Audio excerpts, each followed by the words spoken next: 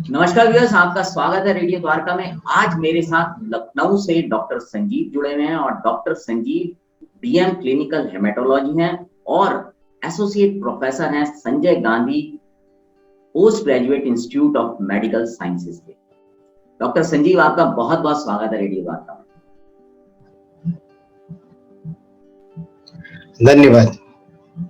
Doctor Sanjeev, मैं आपसे एक पूछना चाहूंगा कि जो मल्टीपल माइलोमा होता है, ये क्या होता है, किस तरह की बीमारी है? बेसिकली मल्टीपल माइलोमा एक तरह का ब्लड कैंसर होता है और इस बीमारी जो है ये प्लाज्मा सेल्स के द्वारा होती है। प्लाज्मा सेल्स इस बीमारी में मैलिग्नेंट हो जाते हैं। प्लाज्मा सेल्स एक तरह का मैच्योर बी लिम्फोसाइट होता है। बी लिम्फोसाइट का नॉर्मल जो फंक्शन होता है वो इम्यूनोग्लोबुलिन प्रोड्यूस करना होता है, बट इस बीमारी में जरूरत से ज्यादा इम्यूनोग्लोबुलिन बनते हैं जो कि शरीर के विभिन्न अंगों में डिपॉजिट होकर उनको नुकसान करते हैं। मेनली इस बीमारी में bone marrow, kidney and flat bones affected होते हैं। फ्लैट बोन्स में इम्यूनोग्लोबुलिन के डिपॉजिट होने की वजह से बोन्स कमजोर हो जाती हैं और इजी फ्रैक्चर होने के चांसेस रहते हैं। किडनी में डिपॉजिट होने की वजह से किडनी चोक हो जाती है और जिसकी वजह से किडनी खराब हो जाता है। और बोन मैरो में इसके डिपॉजिट होने की वजह से हमें खून की कमी या प्लेटलेट की कमी हो सकती है। बेसिकली यह बीमारी जो है एक बहुत ही कॉमन ब्लड कैंसर है, स्पेशली जो एल्डरली लोगों में पाई जाती है। 60 प्लस जो लोग हैं उनमें पाई जाती है। अच्छा डॉक्टर संजीव, इसके सिम्टम्स कैसे पता चलते होंगे किसी आम आदमी को, अगर बात करें? नॉर्मली ये बीमारी एल्डरली, जैसा कि मैंने बताया, नॉर्मली ये बीमारी एल्डरली लोगों में होती है। ये बीमारी के 4 मेन सिम्टम्स होते हैं जिनको हम क्रैफ फीचर्स बोलते हैं। Means hyper calcaemia, means calcium ज्यादा हो जाना, renal failure means kidney serum creatinine का बढ़ जाना, एनीमिया मींस खून की कमी हो जाना, और देखने को मिलते हैं हड्डियां इजीली फ्रैक्चर हो जाती हैं। तो एक एल्डरली पर्सन अगर इन सिम्टम्स के साथ हमें प्रेजेंट करता है तो डेफिनेटली हम माइलोमा के लिए वर्कअप करते हैं। अच्छा सर, जैसे आपने बोला माइलोमा ये भी एक तरह का कैंसर है। कैंसर सुन के वैसे ही आदमी घबरा जाता है। इसके किस तरह के ट्रीटमेंट अवेलेबल हैं?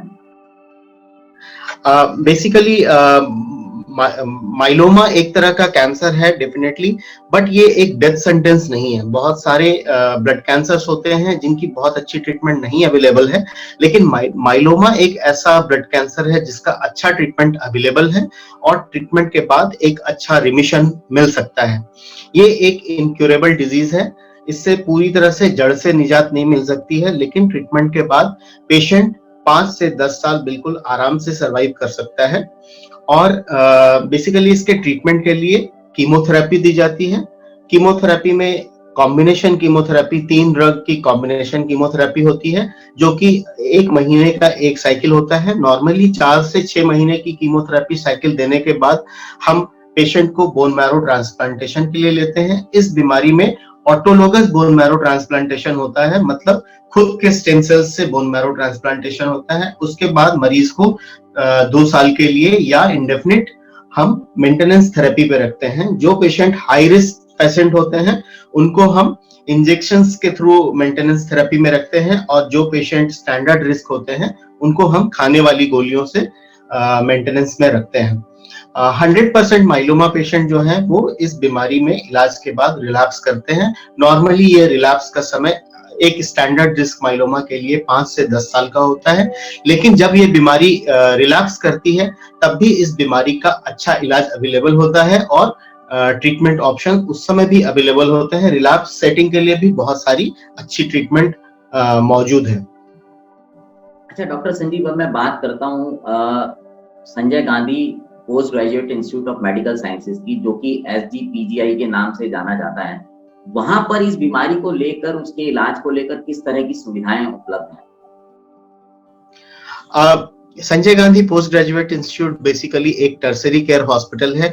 यह बेसिकली एक सुपर स्पेशलिटी हॉस्पिटल है और क्लिनिकल हेमेटोलॉजी डिपार्टमेंट यहाँ पे सन 2003 से है, और एक बड़ा डिपार्टमेंट है। हमारे पास लगभग 60 बेड हैं और हमारे पास 10 बेड का बोन मैरो ट्रांसप्लांटेशन यूनिट भी है। हमारी स्पेशली ओपीडी चलती हैं जिसमें कि माइलोमा की ओपीडी शुक्रवार के दिन चलती है। हमारे पास 500 से ज्यादा माइलोमा के मरीज आइदर इलाज में हैं या फॉलोअप में हैं, तो इसलिए उनके लिए एक अलग से ओपीडी की व्यवस्था की गई है जिसमें हम माइलोमा के सारे कॉम्प्लिकेशन देखते हैं। माइलोमा के मरीज यूजुअली हमारे पास इनिशियली फर्स्ट साइकिल में वीकली विजिट के लिए आते हैं और बाकी समय में वो मंथली विजिट के लिए आते हैं। इस बीमारी में वीकली कीमोथेरेपी चलती है, तो शुक्रवार के दिन वो हमारे पास अपने रिपोर्ट्स लेकर आते हैं और डे केयर में उनको दवा लग जाती है। जो पेशेंट कॉम्प्लिकेटेड होते हैं, जिनको किसी भी तरह का कॉम्प्लिकेशन का सामना कर रहे हैं, उन्हें हम भर्ती करते हैं, भर्ती करके उनका इलाज करते हैं। हमारे पास बोन मैरो ट्रांसप्लांटेशन समेत सारी जो जरूरी ट्रीटमेंट मॉडलिटीज माइलोमा के ट्रीटमेंट में यूज होना है, वो सारी चीजें अवेलेबल है। हम फ्रीक्वेंटली बोन मैरो ट्रांसप्लांट भी माइलोमा के लिए करते हैं और इवन जो सपोर्टिव डिपार्टमेंट्स हैं जिन चीजों की माइलोमा पेशेंटों को जरूरत पड़ती है, जैसे माइलोमा में बोन डैमेज होने की वजह से कभी-कभी काइफोप्लास्टी या बोन रिकंस्ट्रक्शन की जरूरत पड़ती है, जिसके लिए हम आइदर इंटरवेंशन रेडियोलॉजी या एनेस्थीसियोलॉजी का हेल्प लेते हैं। तो इस तरह की सारी सुविधाएं, पेन क्लिनिक की जरूरत पड़ती है क्योंकि माइलोमा पेशेंटों को दर्द की बहुत ज्यादा शिकायत होती है, तो हमारे जो सपोर्टिव डिपार्टमेंट है, स्पेशली नेफ्रोलॉजी डिपार्टमेंट का सपोर्ट हमें काफी रहता है क्योंकि बहुत सारे मरीज जो हैं वो नेफ्रोलॉजी डिपार्टमेंट को प्रेजेंट करते हैं। रीनल फेलियर माइलोमा पेशेंट का इनिशियल ये प्रॉब्लम होता है, तो बहुत सारे पेशेंट हमारे पास नेफ्रोलॉजी डिपार्टमेंट के द्वारा रेफर किए जाते हैं। अच्छा डॉक्टर संजीव, आखिरी में आपसे एक सवाल लेना चाहूंगा, इस अस्पताल में आपके कहाँ-कहाँ से मरीज आते हैं? यहाँ पे जो पेशेंट आते हैं मेनली यूपी, बिहार, नेपाल, छत्तीसगढ़ के कुछ एरिया, मध्य प्रदेश के कुछ एरिया, इन सभी जगहों से हमारे पास पेशेंट आते हैं। कभी-कभी हमारे पास पेशेंट बांग्लादेश और नॉर्थ ईस्ट से भी आते हैं। डॉक्टर संजीव, आपने अपना समय दिया, बहुत-बहुत धन्यवाद। आपका टाइम लिया मैंने और जो जानकारी आपने दी ये बहुत फायदेमंद रहेगी, उम्मीद करता हूँ लोगों के लिए। तो व्यूअर्स, आपने सुना डॉक्टर संजीव को। डॉक्टर संजीव ने बहुत ही अच्छी जानकारी दी और बहुत सारी बातें बताई और उम्मीद करता हूँ ये सारी बातें आपके लिए जानकारी फायदेमंद रहेगी। अब आपसे विदा लेते हैं, बने रहें रेडियो द्वारका के साथ। अगर आपको ये कार्यक्रम अच्छा लगे तो इसको शेयर जरूर कीजिएगा। डॉक्टर संजीव, एक बार फिर से आपका बहुत बहुत धन्यवाद हमें समय देने के लिए। Thank you. धन्यवाद।